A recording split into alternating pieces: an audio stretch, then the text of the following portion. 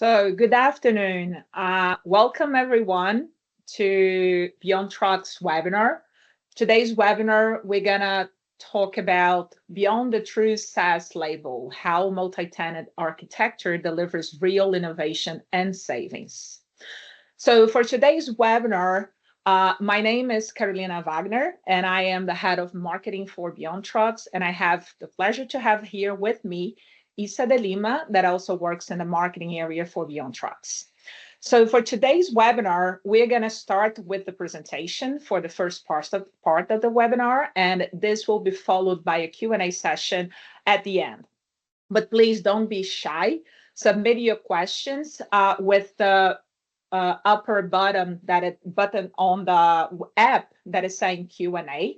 You can submit your questions at any time, and Isa will be collecting them so we can answer and address them at the end of the webinar, okay?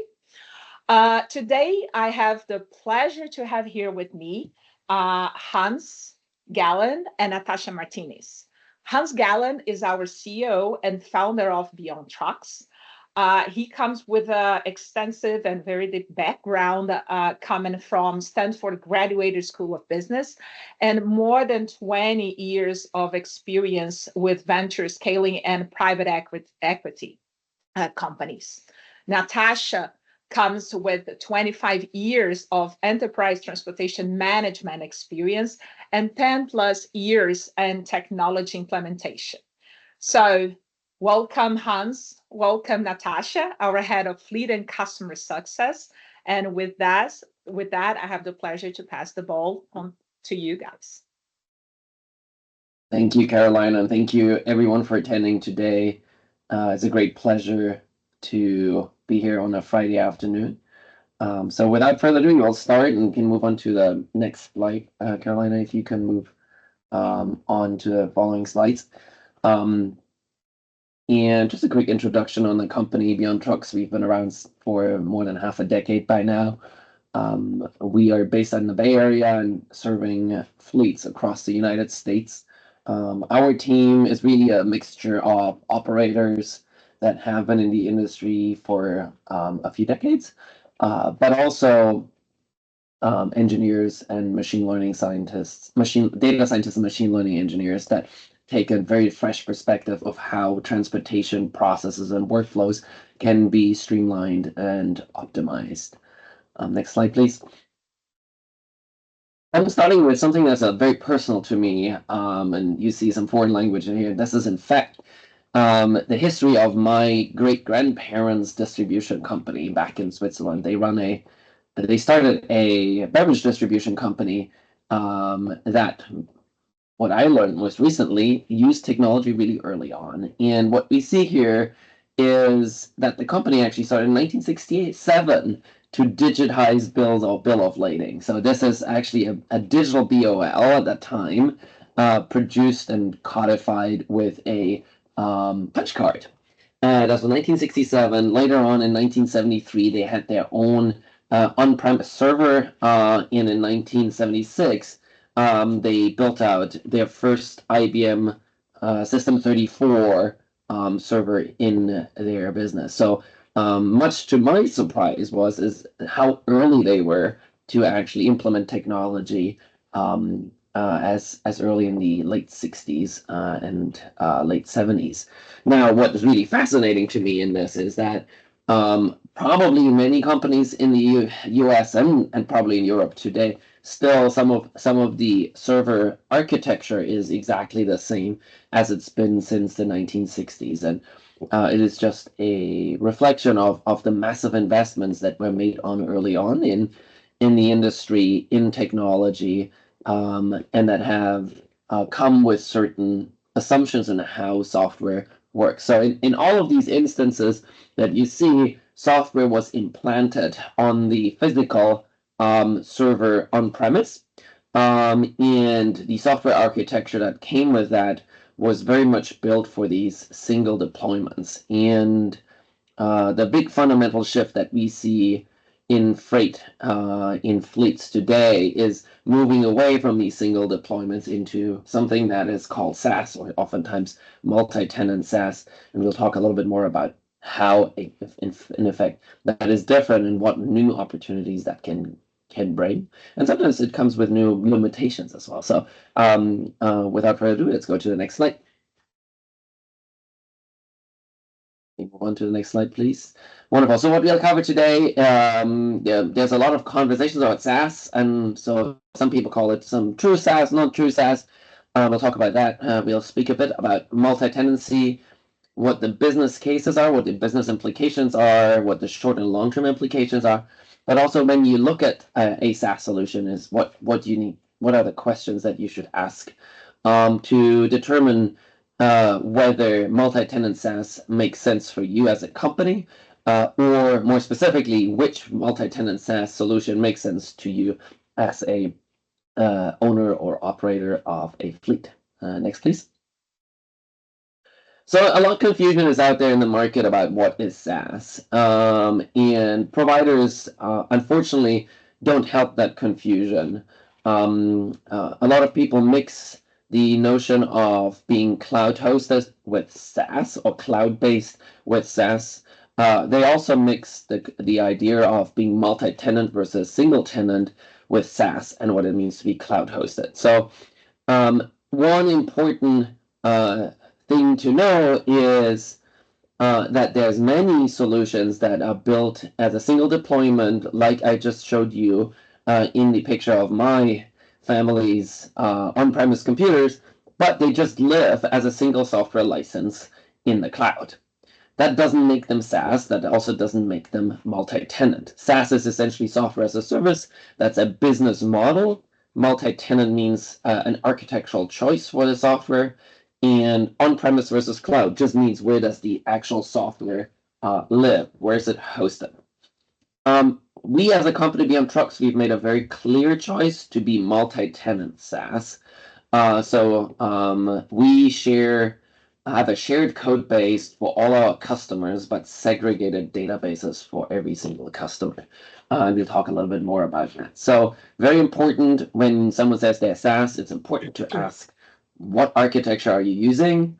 And where is your data and your architecture hosted? Let's go next. I think that's important, Hans, because you hear people always say, well, I'm in the cloud. I got the new cloud version. And I think they assume that being in the cloud means that you're a SaaS. I think that's going to be a good way of looking at it, because I think when we talk to different people, they think of moving from, I went from on-prem to a cloud version.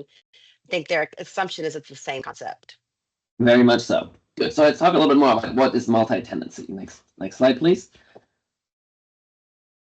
So these two charts can really illustrate what is the difference between a single-tenant and a multi-tenant SaaS architecture.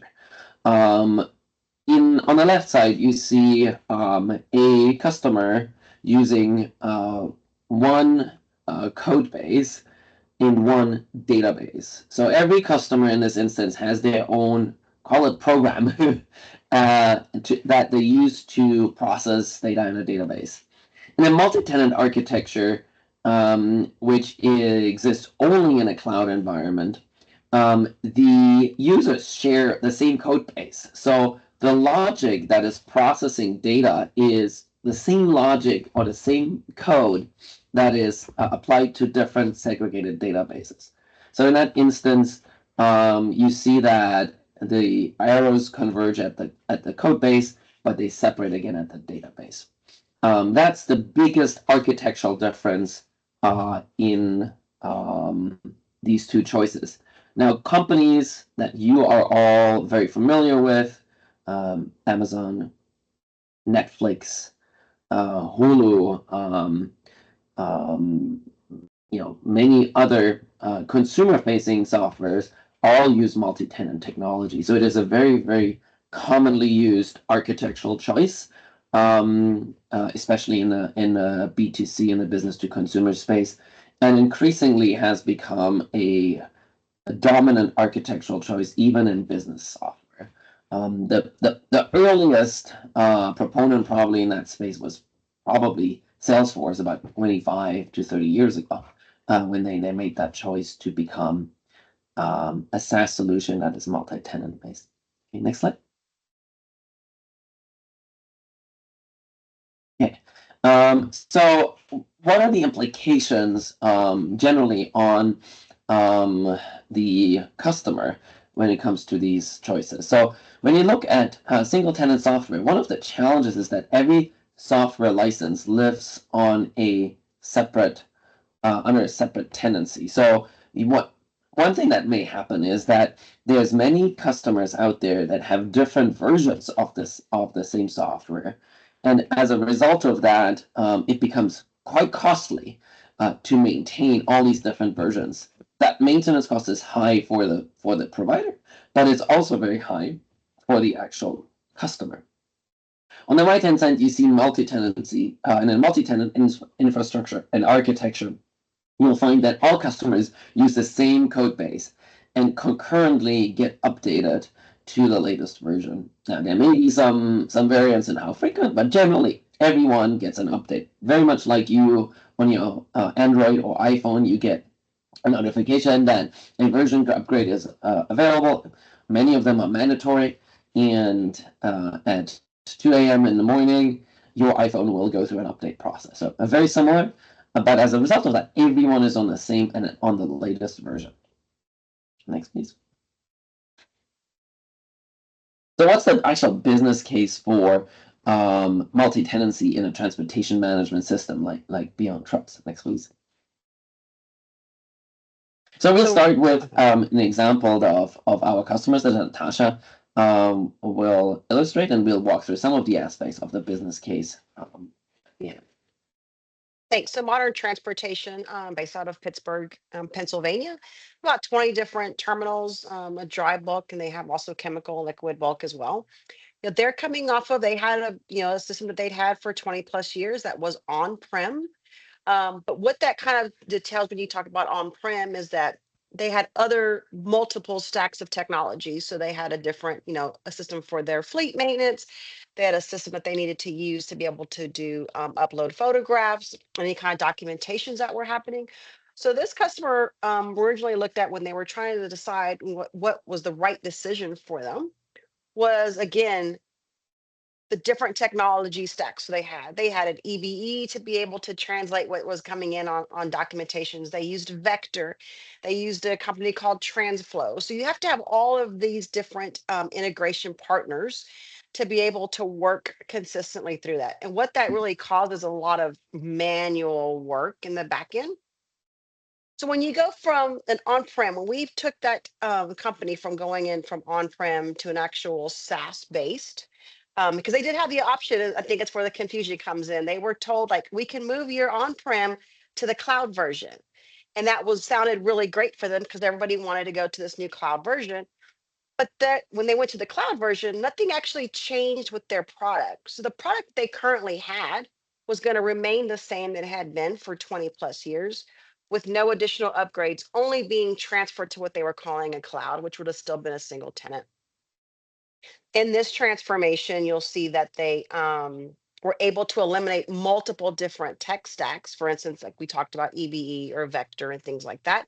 And then it became one source of the truth.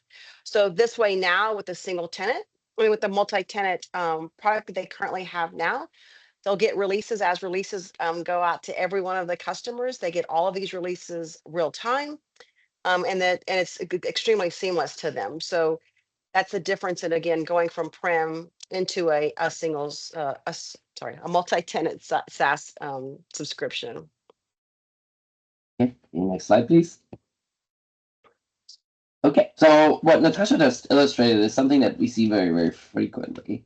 And it's that on the software side with our customers or potential customers, we see them using many different software solutions that sometimes speak to each other, but sometimes don't speak to each other.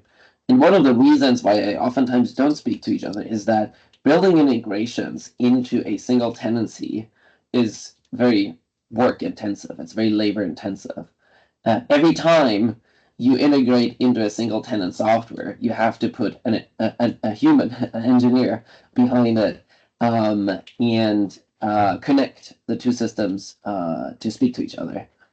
As a result of that, what often happens in operations, there is a financial calculation that people make and say, well, if it is expensive to build that connection and even to maintain that connection, maybe they shouldn't speak to each other. So it is so cumbersome that many times people use a lot of manual work to move data from one side to the other side of the tech stack, or in the worst cases, they get manually keyed into Excel or into paper, and then get manually keyed back in to the system. So this fragmentation in the software stack usually results in a fragmentation of actual work and processes completed in the organization. And with data not flowing, work can't flow, resulting usually in a lot of manual work. More important, slightly more difficult to quantify is the actual errors that come with that, and the lack of visibility and data to improve decision making with better technology. Next slide, please. Well, there's also physical implications, and Natasha, feel free to interject every time I'm pulling up a slide here, how this actually looked with some of our customers. When you move from on-premise to a multi-tenant SaaS solution, you are eliminating the need for an on-premise server.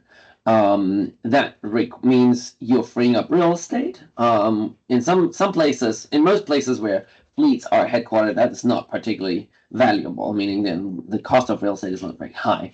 However, there's fleets that are, if you're in Manhattan or in downtown San Francisco, a couple of square feet of real estate are very, very expensive. And freeing up physical space can be very attractive. Secondly, you don't need physical hardware, again, in each location. Laptops are usually good enough. Any device that can connect to a website via the internet is sufficient to actually work on or use a multi-tenant SaaS platform.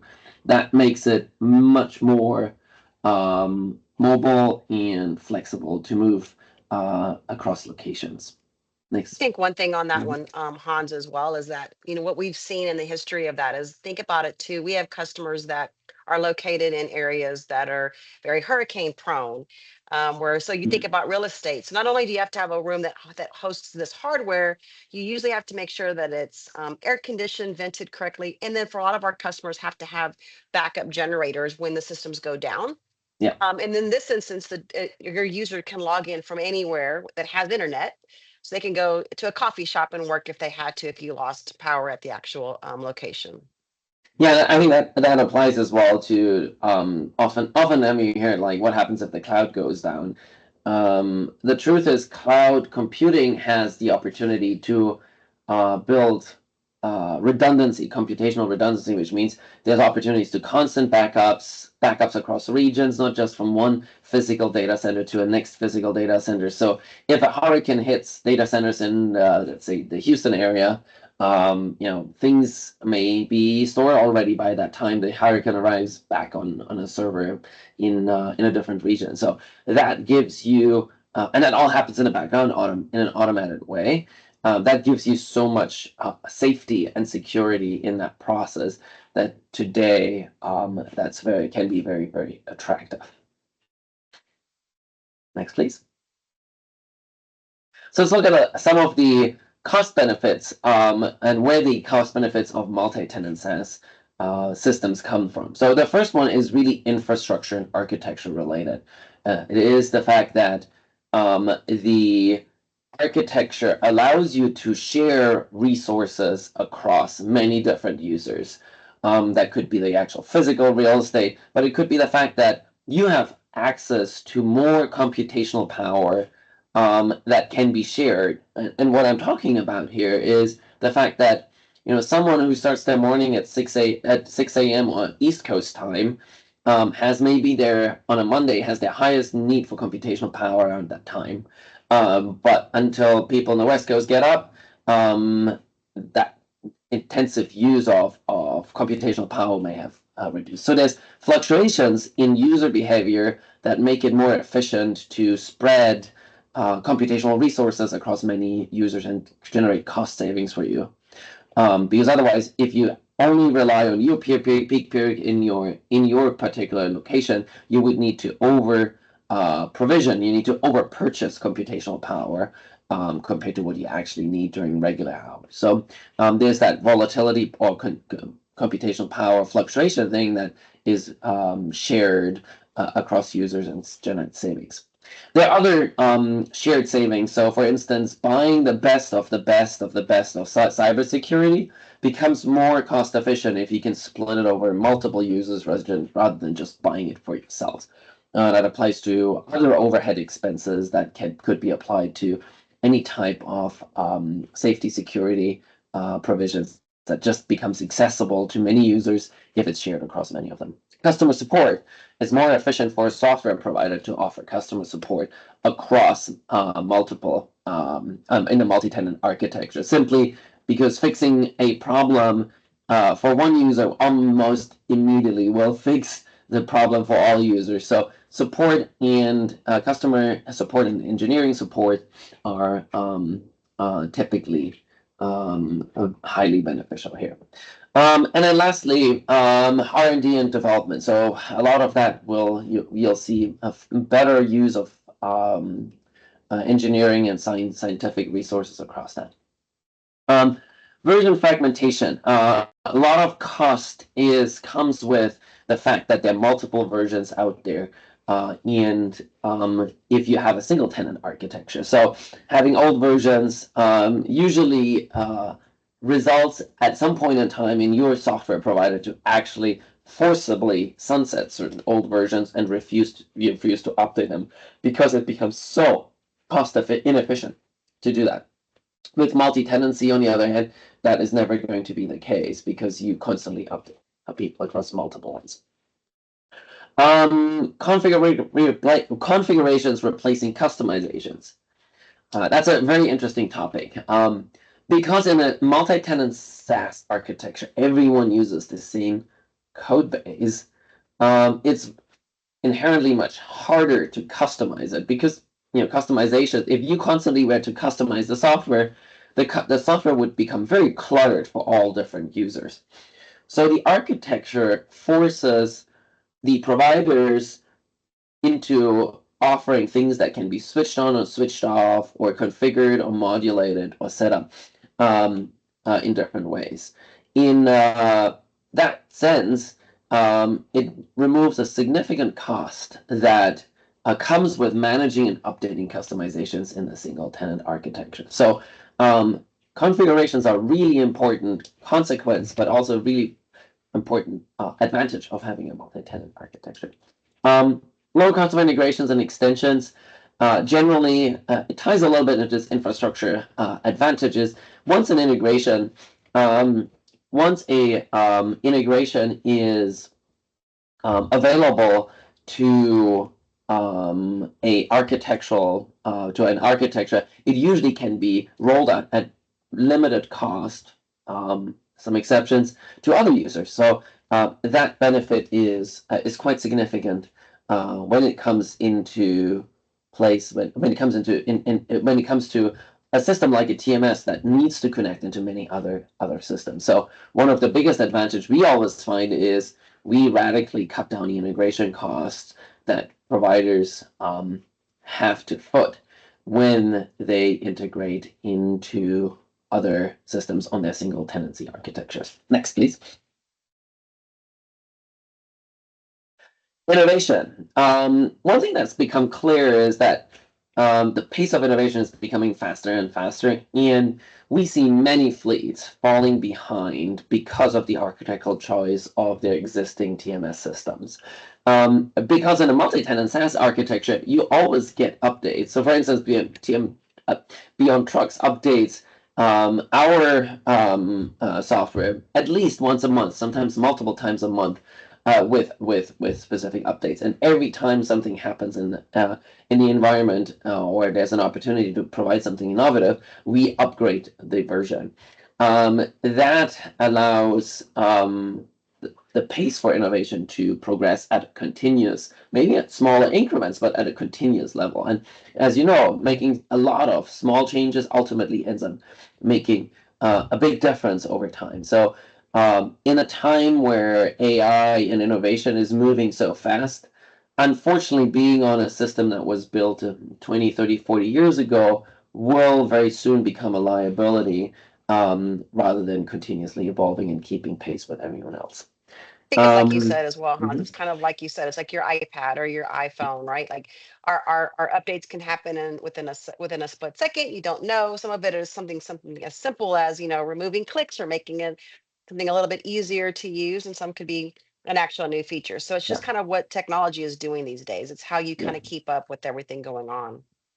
I think one of the challenges that we have in transportation in almost every country I've seen it is there is very limited standardization. There is, unfortunately, every BOL, every POD looks different. And the architectural choices of our software providers in the past, unfortunately, makes us even worse.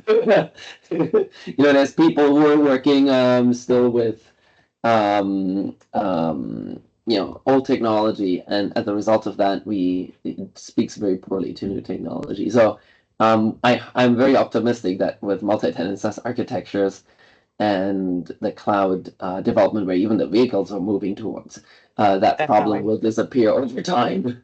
Okay, next, please. Security and reliability. This is a really interesting topic because arguably there is a point when you control your own tenancy. If you have full control over your own tenancy, and say you move your old TMS's version into the cloud, into a cloud that is even an off-premise server that you control, you could argue that may be safer, because no other you're not sharing code with anyone else. So you're in a hermetically isolated environment. And I think that argument holds true. So that is something that everyone should consider when they're sharing code base with another user. So there is some risk of cross-contamination in the multi-tenant SaaS architecture. However, I think that needs to be balanced against the cost of maintaining cutting-edge cybersecurity for a single-tenant architecture. Even if it's on-premise. So on-premise, typically even worse. We have many customers who move to us after being hacked in their on-premise server, and cutting-edge cybersecurity for a single-tenant architecture. Even if it's on-premise. So on-premise, typically even worse. We have many customers who move to us after being hacked in their on-premise server. And it's just, it may be as simple as someone walking into the server room that is just incomparable to the type of safety and security provisions you have in a AWS or Microsoft data center somewhere out in the world.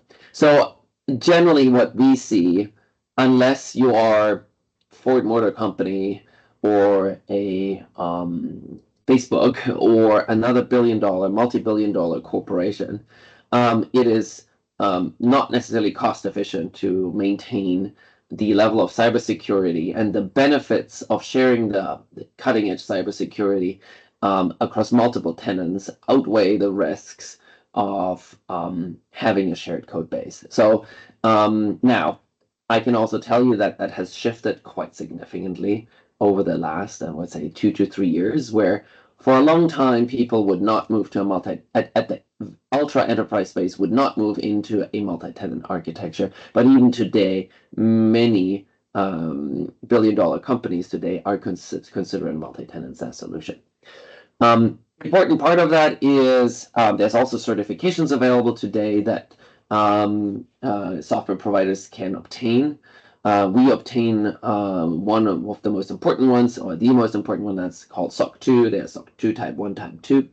And these are certifications by the American Institute of Chartered Public Accountants, who conduct audits on your cybersecurity standards. So it's a neutral third party that has no vested interest in the software company that certifies the cybersecurity, how solid the cybersecurity provisions are in a multi-tenant SaaS architecture. Great. Yep. Next. AI, that's a really interesting one. So we are of the firm belief that rolling out deeply transformational AI capabilities will be next to impossible in a single tenant architecture. And here's why. The very first one is one that thinks about AI development across the industry. And it is the fact that AI requires data to be trained. And training data is more easily made available on an anonymous basis across multi-tenant architectures. It is very hard to train in single tenancy architectures because the data is simply not sufficient unless you have many years or decades of data, which many customers don't have. So for a product that is available to companies to develop AI fast enough, it actually requires a multi-tenant SaaS architecture. That is even at national importance. I give you an example. McKinsey most recently published a study in which they compared the opportunities for AI development in China compared to the United States. In one of the key arguments that they were less optimistic about the pace of AI development in China is that many Chinese companies are state-owned and operate in single-tenant architecture software systems and not in multi-tenant, unlike many in the United States. So the pace of development of AI can actually be slowed down if people adopt the wrong architecture. Now, that's obviously not for you, every single company on its own, but across the industry, it's a certain impact. The second thing, there's many things in here that are highlighted, but one of the other things that I want to highlight is that certain applications, especially in fleets in AI, require massive computational resources. And they don't require it all the time, but they require it when you want to hit optimize on your let's say on a router or a scheduling optimization or a assignment optimization tool. And for that to happen fast enough, you would need to have, if you were in a single tenancy, you would need to over provision in most cases your system. So to share computational resources across multiple tenants can make it very cost efficient, especially for AI application. So much so that I would argue that AI will be the last or one of the last nails in the coffin of on-premise architecture, potentially even single tenancy cloud architectures. It is going to be the limiting factor for taking advantage of artificial intelligence in many ways. Next slide. So what are some of the questions, and Natasha, please chime in here too. When you're purchasing a SaaS solution, what are the right questions to ask? So first of all, go ahead. Yep. Yeah, I think it's a little bit of everything, right? When you're kind of stepping back, and I see some questions that are coming through as well, but I think when you're kind of stepping back and looking at it very quickly, it's, is your solution a single tenant or multi-tenant? You got to figure out, what do I have to begin with, right? Because sometimes we're not sure what we actually have. And then how you're going to actually resources, or how you're allocating those amongst that as well. I think those are some of your key questions that you have listed here to go through it. But I think we definitely need to figure out, when you're looking, it's the first thing is like confirming what architecture do you have, and where do you need to go to. I think cybersecurity too. Yeah, I'll let you chime in too. Cybersecurity, you talked about that already a little bit. That's super huge. I know we've had customers that have been hacked. Again, I didn't realize that there was people on the black market that could even be have issues and be blacklisted from the black market of hackers, right? So I think confirming what kind of cybersecurity, what you're doing, where your needs are at, is extremely important as well. And then asking for certifications. SOC 2 is one of the most critical one. Understanding encryption standards. So we encrypt our customers' data, for instance, based on AES, which is the level of encryption that the federal government uses to protect data. Definitely. So very critical to ask the right questions around this. Next, please. Confirming updates. So because everyone updates at updates on at the same time, it's important to understand the update protocol is. How often does it get updated? What's the communication process? How much ahead of time will you be given a notice that an update happens? Is it going to interrupt your operations? It shouldn't, but there are software providers who do interrupt your operations. And then how can things be tested before it gets updated? Very important in complex operations like large fleets. Not a lot of providers have that capability. So something that we do for our customers is offering testing ahead of a release to make sure all their use cases are covered once the software gets in a sandbox cut over. environment. In a sandbox environment that will not actually affect your production. That's important. That is correct. Yes, very much so. Next. Confirming integrations. How are integrations built? Are the integrations connecting architecture to architecture? And are they available out of the box? If it's an out-of-the-box integration, like BeyondTrucks into an ELD, for instance, typically with the dominant ELDs, it is a self-service integration that the customer can connect to another ELD automatically by themselves without involving an engineer. But that doesn't apply to all integrations. Certain integrations require data field mapping, and it may be very, very customized, or they require custom logic. So understanding how your multi-tenant SaaS provider approaches integrations is very, very critical. Next. Configurability. How can you make a standardized code base fit your unique needs is a critical part that you need to understand, because you know that your business is unique, your business may be special, or you may have special customers that have unique requirements that affect your business. So understanding what is configurable in the platform versus what is standardized is very critical. Sometimes things are not configurable or cannot be further configured, and it actually requires you to extend the platform by possibly building something on top or connecting to another system. So that is a critical part for you to understand how extensible is the platform, and how can you complement the platform with your own development efforts. Very critical in our view, in particular, since AI allows writing code with much more ease. So if you have an IT manager who can read code but necessarily is not the best coder, that may be good enough because ChatGPT can generate the code for her or him, and she or he can actually review it and make sure, okay, this actually makes sense, and we can deploy it. Business rules. How can business rules be configured? So, for instance, what if the unloaded quantity on a truck doesn't match the loaded quantity on the truck? And you bill out the loaded quantity, should that go into a review queue? Things like that. Is the platform configurable around business rules is a very critical one.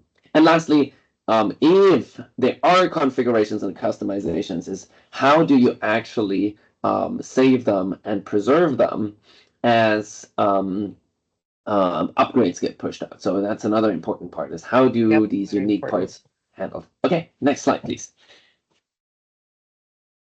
Natasha, you want to go and take this? Sure. I mean, so you got to look at your roadmap as well. So you get product today, and then the concept is, what kind of roadmap does this SaaS provider have? So, what are they looking at in their next quarter? What kind of new features are they looking at bringing on? Is AI one of those things? Even though we talk about that, we all know that's where it's coming from. So I think it's real important for you to understand, like, how does that roadmap work? Are you part of that roadmap? Do they have a product advisory group or something where they can actually be able to put your, what are you looking at for your growth and in your company? And does that provider that you're using have the same growth that you're looking at? So making sure that your roadmaps are in the same general area. I think that's particularly important because TMSs are painful to implement. Once you have them implemented, they're painful to rip out and replace. Definitely. But also because you are engaging with a partner who you buy because they constantly update and upgrade their version. So ideally, kind of the old model where an install go live and run away kind of business model was common with some of the old providers in a multi-tenant SaaS environment where you have a SaaS partner who you pay software as a service subscription fees every year. You will want to have someone who approaches the customer relationship really as a long-term partnership, and that partnership is not only at company to company level, but it's also your provider needs to deeply understand what the industry needs over the next few years. Next, please. Yeah, very important. So what are some of the short-term and long-term implications of different solutions? Next. Short-term and long-term implications really also tie into where you are in your journey as a company and whether you can be ready for a transition into a multi-tenant SaaS architecture. So one of the things that we always advise customers to, and it's sometimes challenging because it's selling vitamins, but making sure your data is clean and accessible is absolutely critical. Multi-tenant SaaS, AI, all of them only work as well as your data. If you lack it, if it's not digestible, it cannot be exported, it is hard to clean, hard to scrub, it is going to be very, very challenging for you to take advantage of the architectural opportunities that come with multi-tenant SaaS.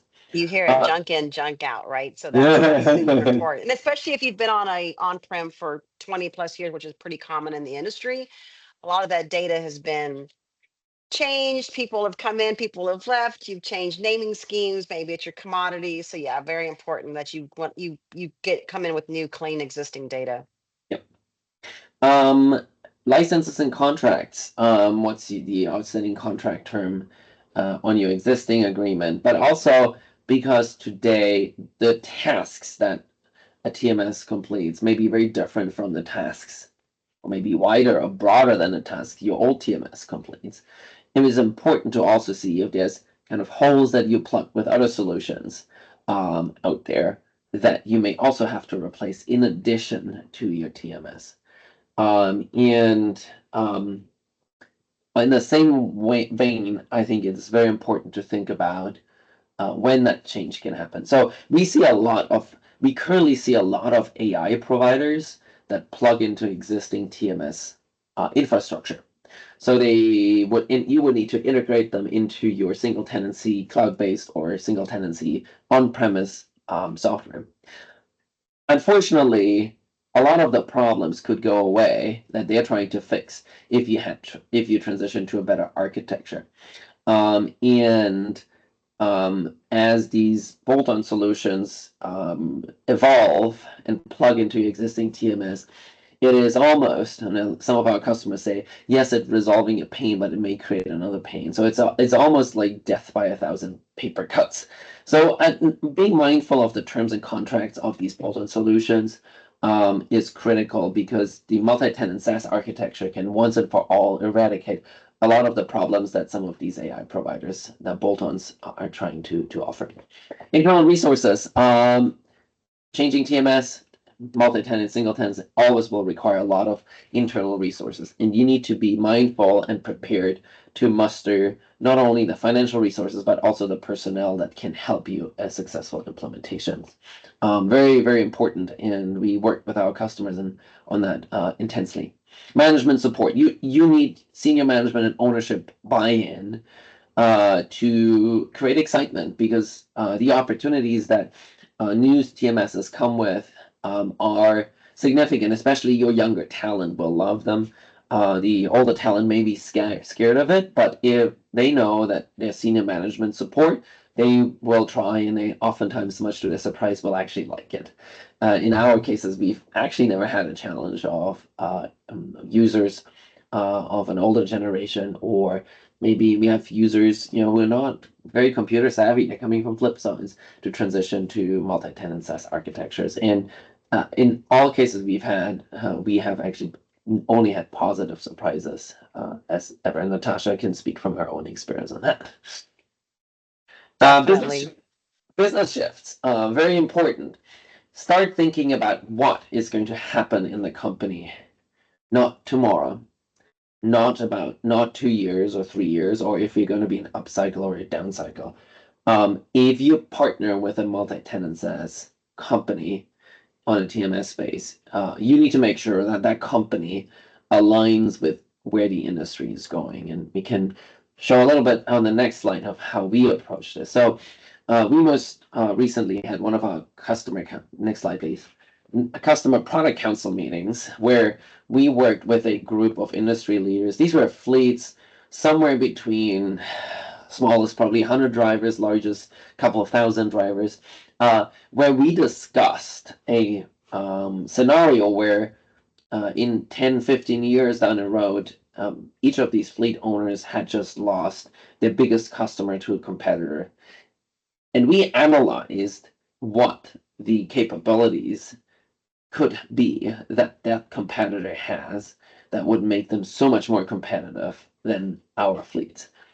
So from that potential scenario, we developed a list of scenarios of what could happen in the future, and then secondly, what fleets need to do to build the capabilities from them to becoming not the hunted, but the hunter, and win and take advantage of these shifts. So very critical for you and your SaaS provider to really align around where the industry is going, what will be the transformational technologies that the provider needs to develop or offer to its customers so that customers will stay in business and are not going to be the ones that get eaten. Critical, and if anyone's interested, we're very, very happy to share the outcomes of the study. It's available, I believe, on our website as well. But it's one piece of wisdom that we pass on from our product council advisory board to the community and the industry at large. And I think that concludes our presentation. Carolina, back to you. Yes, thank you very much. Thank you very much, Natasha. Thank you, Hans. I think it was great. And with that, it leaves us some minutes to go through our Q&A. So we got 3 questions. We received 3 questions through our chat here, and I got 2 more questions from other channels here that we're going to be able to ask. So starting with questions coming from Drew, and I'm going to start from the last question. Any idea what percentage of fleets are still using single-tenant on-prem software? I can provide a guesstimate on that. I would qualify it by the type of the size of the fleets. Fleets above 50 drivers, I would say 99%. 99% are on single tenancy architectures. If it's fleet above 100 drivers, it is 99.9999% are still on single tenancy architecture. So the dominant architectural choice as of today is single tenancies. Smaller fleets, interestingly, smaller fleets are multi-tenant very frequently. There's a slew of small fleet TNSs out there that are built more recently and follow the multi-tenant SaaS architecture. One reason again is they're more recent. Oftentimes they haven't been in business for very long, so they haven't invested millions in old software or old on-premise computers. And so that it naturally happens because they're younger companies. But I would also argue that it is a question not only of demand, but it's also a question of supply. Building good multi-tenant SaaS enterprise architecture is very hard. It is very difficult, and to build it for someone who is as critical as a TMS in a large fleet, it is actually not an easy feat because you are the system of record, but you also a mission critical system. If the TMS goes down, it can bring down a fleet to its feet.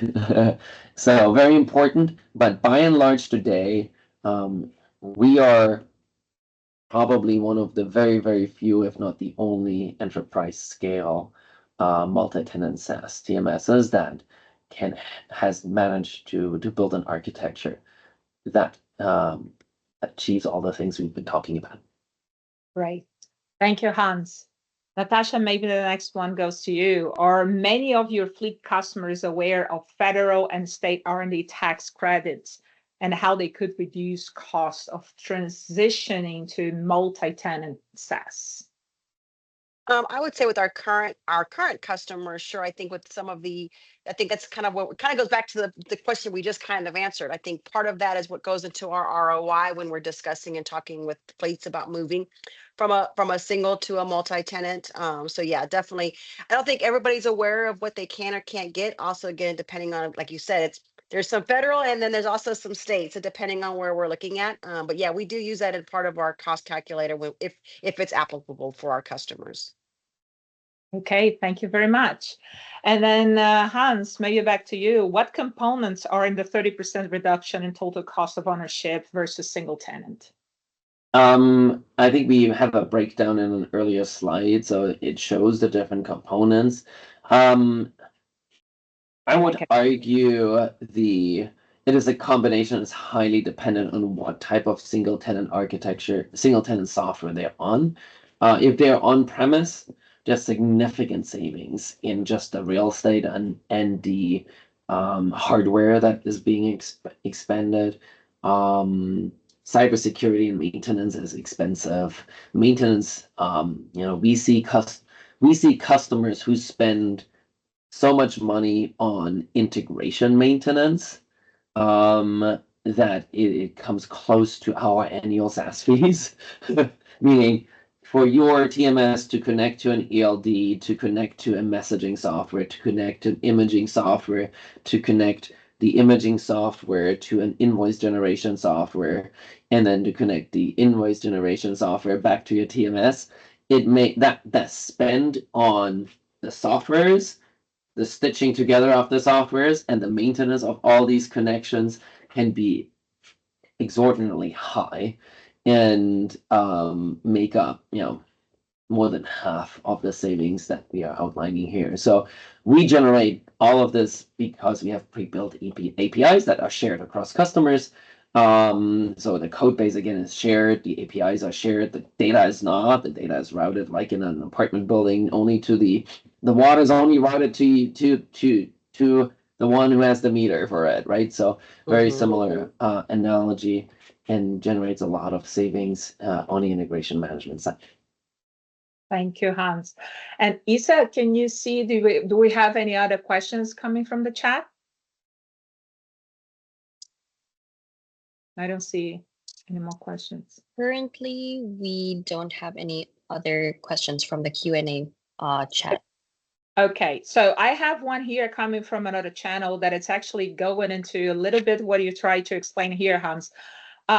Can you maybe, give us a little bit of more of a clear idea or compare to anything or give an example to really understand what it's a multi-tenant SaaS system? Yeah, my favorite example is always comparing a single family home against an apartment building. So if you want to have a 100-foot by 200 feet long pool in your single family home, that's great, but it's very, very expensive, nor is it necessary for you. But if you want to have that in an apartment building, that's actually quite affordable because the cost is shared across many different apartment tenants. Similarly, if you were to connect your single family home, if you build a new home and you need to connect it to, let's say, a water main or a sewer main, or let's say even something more expensive, let's say incorporate a heat pump into your building to reduce your heat consumption. That may be very expensive, but in an apartment building, because you can share that water main with other people who purchase water, that may become very cost efficient. And so the only thing that you need to do is to make sure that you collect the local utility to open the meter and let water flow, and you pay based on the actual consumption. So I think there's that's probably the best analogy, comparing spending on a single family home against an apartment building at a comparable level of quote unquote luxury. That's why we have luxury apartment buildings, because they make luxury quote unquote affordable. So that's probably the best analogy that I can come up with. Okay, thank you very much. And maybe another one here that we have, Natasha, maybe for you. How often do you release new products, and how does that work for your customers?